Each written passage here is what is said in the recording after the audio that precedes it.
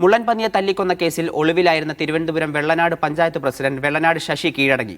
Paruthippally range ഓഫീസിലെത്തിയാണ് Sasi കീഴടങ്ങിയത്. അതേസമയം തെളിവെടുപ്പിനെത്തിയ ശശി ദൃശ്യങ്ങൾ പകർത്താൻ ശ്രമിച്ച മാധ്യമപ്രവർത്തകരെ ആക്രമിച്ചു. ശശിയെ നെടുമങ്ങാട് കോടതി റിമാൻഡ് ചെയ്തു.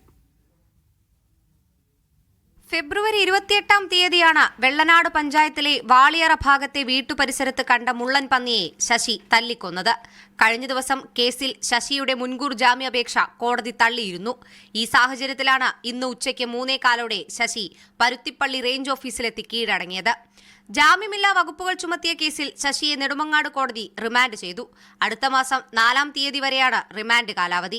അതിനിടെ സംഭവസ്ഥലമായ വാളിയറയിലെ വീട്ടിലെത്തിച്ച് നടത്തിയ തെളിവെടുപ്പിനിടെ ശശി ദൃശ്യങ്ങൾ പകർത്താനെത്തിയ മാധ്യമപ്രവർത്തകരെ അസഭ്യം പറയുകയും കല്ലെറിയുകയും ചെയ്തു.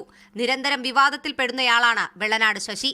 മുള്ളൻ പന്നിയെ തല്ലിക്കൊന്ന കേസിൽ വനം വകുപ്പ് കേസെടുത്തതിന് പിന്നാലെ ശശി ഒളിവിൽ പോയതും പിന്നീട് ഔദ്യോഗിക പരിപാടിയിൽ പങ്കെടുത്തതും സെക്രട്ടേറിയറ്റിലെത്തിയതും വിവാദമായിരുന്നു.